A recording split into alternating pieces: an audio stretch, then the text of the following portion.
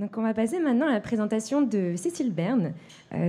Cécile Berne a fait des études en microbiologie en France et durant sa carrière, elle a d'abord travaillé sur comment les bactéries dégradent des produits toxiques dangereux comme les pesticides. Et depuis 2007, elle étudie pourquoi et comment les bactéries s'attachent sur les surfaces et forment des biofilms. Et justement, Cécile va nous présenter les bactéries, ces petites bibites attachantes. Applaudissons-la.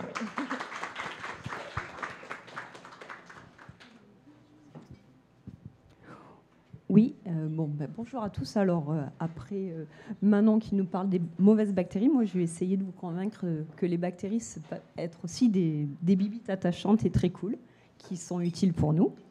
Donc, mais d'abord, je vais commencer par, on sait tous que les accidents arrivent, tout le monde casse des choses. Et c'est quelquefois compliqué de trouver quel colle acheter pour coller quoi, pour réparer quoi. Là, c'est moi, Canadian Tire, devant 10 000 différentes colles, et choisir une colle, ça peut être un peu compliqué. Oh là là. Et surtout que quand on tourne les emballages de colle, on se rend compte que les colles synthétiques, c'est pas si génial que ça. C'est inflammable, du poison, ça peut provoquer des vomissements, ça affecte le système nerveux, ça irrite les yeux, bon, j'en passe, vous avez compris. Voilà. L'école, c'est pas terrible, mais on en a besoin quand même. Donc moi, une des questions que je me pose au laboratoire, c'est est-ce qu'on pourrait trouver des alternatives dans le monde des bactéries, parce que je travaille sur les bactéries, pour remplacer ces colles industrielles qui sont, il faut le dire, pas bonnes pour la santé, pas bonnes pour nous, et puis surtout, elles sont aussi faites, ce sont des dérivés du pétrole, et bientôt on n'aura plus de pétrole, on continuera à casser des trucs, donc il faudra qu'on ait des colles alternatives. Donc il y a pas mal de chercheurs qui se penchent sur est-ce qu'on pourrait trouver une solution dans la nature. Et on n'est pas forcément obligé d'aller voir dans le monde du microscopique, dans le monde qu'on ne voit pas, le monde des bactéries, des trucs dans la nature qui collent tout autour de nous. On en a plein d'exemples, là je vous en ai montré quelques-uns. Les coquillages et les étoiles de mer sur les rochers quand on se balade sur la plage, les toiles d'araignée, tout le monde a déjà... voilà, j'ai pris sa tête dans une toile d'araignée pendant la rando, on voit que ça colle, c'est pas super agréable. Le visqueux que font les escargots quand ils grimpent sur les surfaces. On a bien sûr les lierres, les lichens et les tas de végétaux qui peuvent se coller au mur. Des plantes carnivores qui vont synthétiser de la colle pour coller leurs victimes. Et celui-ci, c'est mon préféré. Ça, c'est un ver qui est capable d'éjecter des rayons de colle à travers ses yeux pour capturer ses proies avant de les manger. Voilà. Donc... comme je vous ai dit, il y a des chercheurs qui se sont déjà posé la question de trouver des colles naturelles. Et on a même des colles, vous vous en rendez peut-être pas compte, mais on a même des exemples de colles qui ont passé l'étape de la commercialisation. Donc par exemple, le velcro, tout le monde connaît le velcro. En fait, le velcro, ça a été inspiré de cette plante-là. Un jour, des chercheurs se sont rendus compte, quand ils revenaient d'une rando certainement, qu'ils avaient plein de bardanes collées à leurs habits. Ils se sont dit, tiens, est-ce qu'on pourrait étudier la structure de ces petits poils agrippants pour le mimiquer ça en laboratoire, le reproduire pour pouvoir faire du velcro. C'est ce qu'ils ont fait. On a aussi d'autres chercheurs qui se sont intéressés à la façon dont les geckos montent sur les surfaces. Et en fait, si vous mettez un gecko au microscope, vous pouvez voir qu'au bout de leurs orteils, ils ont des petits fils comme ça à l'échelle nanométrique, donc vraiment, vraiment petits. Et en synthétisant ça, en arrivant à reproduire ça en laboratoire, en fait, c'est comme ça qu'a été développé ce qu'on appelle le gecko tape. Vous savez, c'est les petits adhésifs qu'on peut mettre sur les murs pour coller des portraits ou quoi, au lieu de mettre des clous sur les murs pour ne pas les abîmer. En fait, la prochaine fois que vous mettez une affiche chez vous avec ce genre de truc, vous pourrez penser aux geckos, c'est grâce à eux. Et finalement, on a aussi de la colle chirurgicale qui s'appelle la Celtac, qui est en fait qui a été synthétisée grâce à des protéines de moule. Donc, et c'est de la colle qui va servir quand on a des coupures ou qu'on doit nous faire des points de suture, au lieu de nous recoudre maintenant, suivant où les cicatrices sont faites. Oh, pardon, il y a une croix là, il faut que je reste sur la croix. Voilà. Donc oui, et donc cette colle a été inspirée de protéines de moule. Donc vous allez me dire, Cécile, l'école biologique, c'est déjà fait, ta recherche, elle ne sert à rien. Attendez. Donc, si on regarde juste la capacité, la force d'adhésion de ces cols biologiques comparés aux cols synthétiques, bon, ok, là je vous ai mis juste 2 exemples. La colle de moule et la colle de gecko, c'est plus fort que la colle à papier, mais si on compare à la superglue ou à la composite dentaire, c'est la colle la plus forte synthétique qui existe à nos jours. C'est celle qui va coller les dentiers. Bon, bah, vous pouvez voir qu'elle ne colle pas très bien. Et c'est là que les bactéries interviennent. Nous avons une colle qui est synthétisée par cette bactérie qui s'appelle Colobacter. Je vais vous reparler de cette bactérie après. Sa colle, ça s'appelle le Holdfast. Et comme vous pouvez voir, bon, bah, c'est 3-4 fois plus collant que la superglue. Donc moi, je travaille sur cette colle-là. Donc juste pour vous donner un petit ordre d'idée, si on avait une goutte de colle, donc si on prend une goutte de colle issue de la technologie du gecko, on peut arriver à coller une figurine à peu près, je sais pas, 5-10 grammes. Pas terrible. Si on utilise une goutte de superglue, les plus vieux d'entre vous se rappelleront peut-être, dans les années 2000, il y avait une pub à la télé où il y avait un gars de la construction qui se mettait une goutte de colle sur son casque et on pouvait le coller au plafond. Bon, bah, si on pouvait faire ça avec le Holdfast de Colobacter, on pourrait coller une vache. Et je tiens à dire que ça n'a pas été testé en laboratoire parce que mon papa croyait, quand je lui ai raconté cette anecdote, il croyait qu'on collait vraiment des vaches au plafond. Non, c'est juste des équations mathématiques. Donc, la colle de Colobacter, elle a quand même fait la première page du devoir en 2006, avant que j'arrive dans le laboratoire, comme vous pouvez voir. Super colle d'origine bactérienne. Là, on se rend compte aussi qu'en 2006, on avait à peu près les mêmes problèmes qu'il y a maintenant. Les garderies surchargées, des problèmes en Israël et le prix du pétrole qui était déjà un problème. Donc voilà. Mais là, nous parlons de Colobacter, c'est écrit beaucoup trop petit. Donc je vous ai juste pris une phrase. Les chimistes n'ont jamais réussi pareille performance, mais une bactérie y parvient depuis la nuit du temps. Donc Colobacter est capable de faire la colle la plus puissante jamais mesurée. C'est quand même cool. Donc, depuis tout à l'heure, je vous parle de Colobacter, mais ok, qui est Colobacter? Donc, Colobacter, c'est une bactérie non pathogène, c'est-à-dire qu'elle ne crée pas de maladie. Personne n'est jamais mort à cause de Colobacter. Elle habite dans l'environnement, on la trouve où il y a de l'eau, il y a du Colobacter. Elle est très fréquemment retrouvée dans tous les habitats aquatiques. Là, tout le monde a bu de l'eau, vous avez tous bu des colobactères. Il y en a certainement dans la bière aussi, de partout. Voilà. Mais, donc ça, c'est une jolie photo que j'ai prise moi, de colobactère. Donc vous pouvez voir, c'est une bactérie quand même assez marrante. Ça, c'est le corps de la bactérie. Là, en ordre d'idée, nous avons l'échelle, 1 micromètre. 1 micromètre, c'est si vous prenez un cheveu, vous le découpez 100 fois avec des tout petits ciseaux, vous avez la taille d'une bactérie, donc c'est petit. Et cette bactérie a une queue. Et au bout de la queue, cette espèce de nuage, là j'ai fait un zoom, cette espèce de nuage, c'est ça le Holdfast. Là vous regardez la colle la plus puissante jamais mesurée en laboratoire. J'espère que vous appréciez ça. Donc le Holdfast, donc comme je vous dis, c'est tout petit et c'est crucial pour l'adhésion aux surfaces et la formation de biofilms. Donc qu'est-ce que c'est qu'un biofilm? Hop, un biofilm, c'est ça. Ça, c'est un biofilm de Colobacter. Donc un biofilm, c'est une communauté composée de micro-organismes attachés à une surface. Ok. Là, vous voyez des cellules individuelles. Je vous ai montré les mêmes sur la diapo d'avant. Et donc là, vous voyez un amas de bactéries qui sont en fait collées sur un grain de poussière. J'ai mal nettoyé mes lamelles de verre avant de les passer au microscope et voilà ce qui se passe.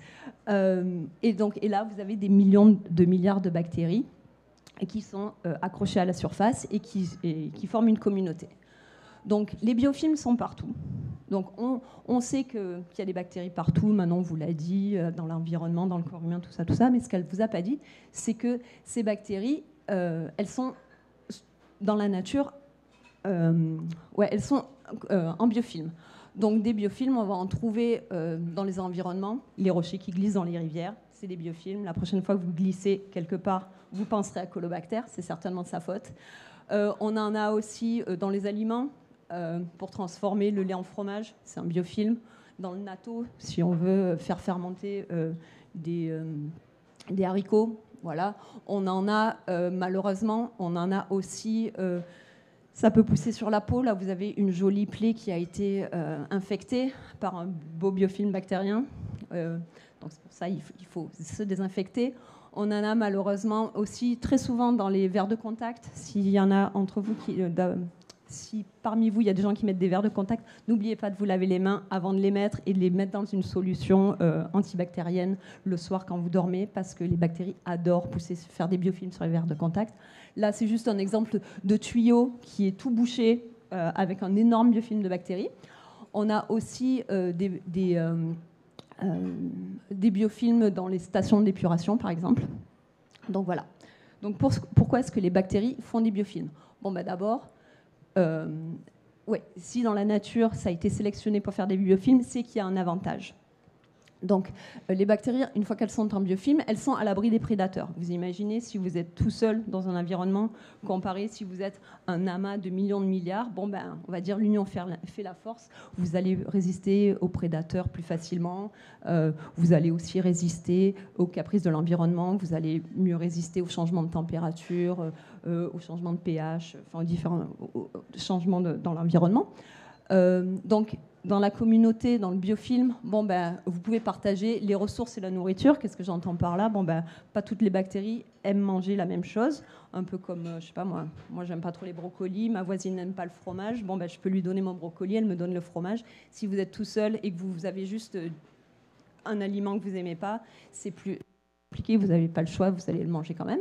Donc voilà, donc elles peuvent comme ça partager les ressources. Elles sont, comme l'a dit Manon, capables d'échanger leur matériel génétique. Si vous êtes toute seule dans un environnement et que vous ne voyez pas d'autres copines, vous avez peut-être de l'ADN donné, mais vous allez le donner à personne parce que vous êtes tout seul. Par contre, si vous êtes dans un biofilm où vous allez toutes serrer les unes comme les autres, je peux vous dire que c'est facile de donner votre ADN. Donc vos gènes de résistance aux antibiotiques, mais hop là, et tout un tas d'autres ADN.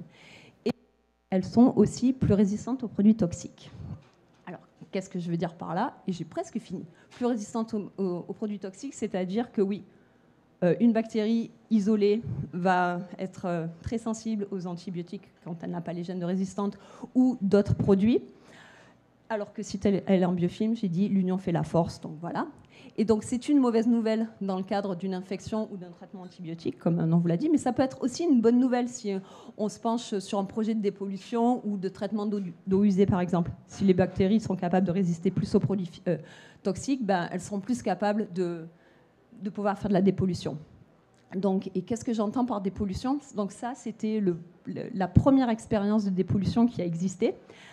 Donc c'était en 1989, moi j'étais petite, vous étiez certainement pas nés, et c'était un supertanker qui s'est échoué au large de l'Alaska.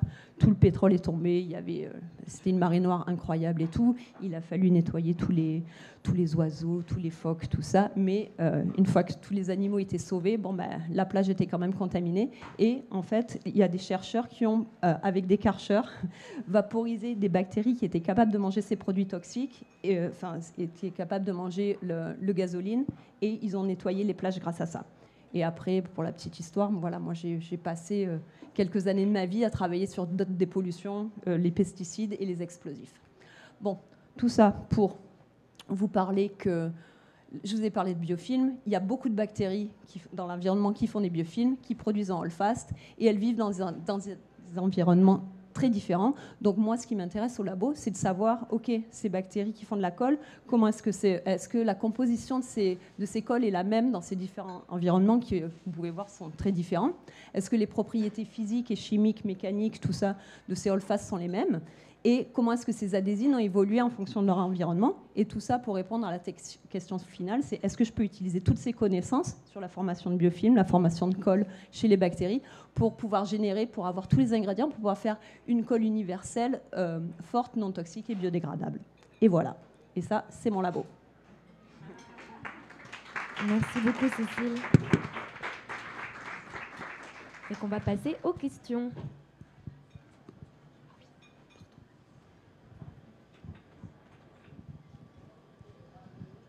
Merci. Oui, merci Cécile. Sur les photos que tu nous as montrées, la colle sur les colobactères avait plutôt l'air d'un organe de la bactérie plus que d'une substance qui est produite ou sécrétée. C'est lequel des deux? Est-ce que la présence de la bactérie est essentielle pour que la colle fonctionne, ou est-ce que c'est vraiment juste une substance qu'on pourrait isoler ou synthétiser?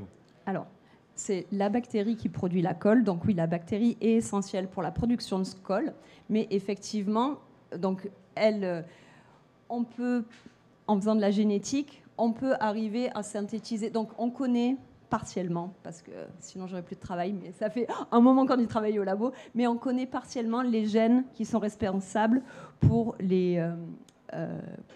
qui codent pour la formation, pour la formation des ingrédients de la colle.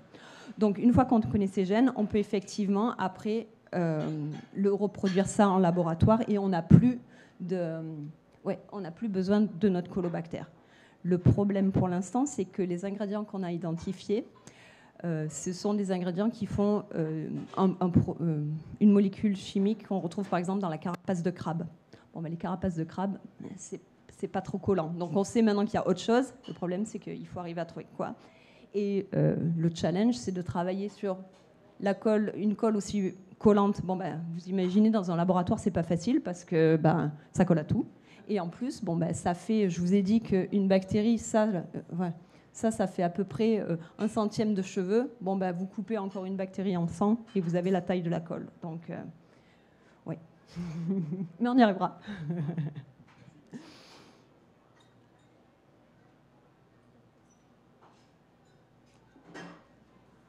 Voilà. Ah. Ça serait quoi l'utilisation proposée pour une colle aussi puissante? Et question niaiseuse, est-ce qu'elle peut se décoller? Très bonne question.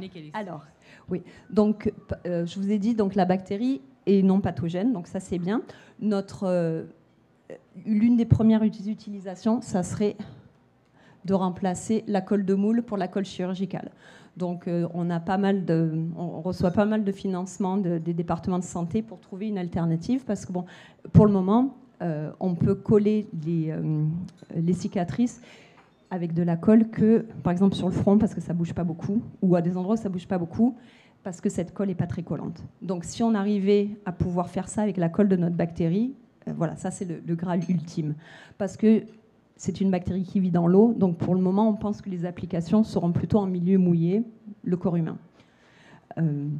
En sachant que d'ailleurs que la superglue marche super mal dans l'eau. Donc voilà. Donc on pourrait aussi réparer des coques de navire, par exemple, sans avoir à mettre les bateaux en cale sèche. On pourrait réparer ça directement dans l'eau, vu que la bactérie vit là-bas. Et la deuxième, oui, est-ce qu'elle est capable de se décoller? Alors, jusqu'à il n'y a pas très longtemps, on pensait que non, mais qu'une fois que c'était collé, mais on a trouvé au laboratoire qu'en utilisant des molécules d'ADN de cette bactérie-là, on arrivait à changer la capacité collante de la colle. Donc oui, on a une façon de la décoller, enfin de moduler son adhésion.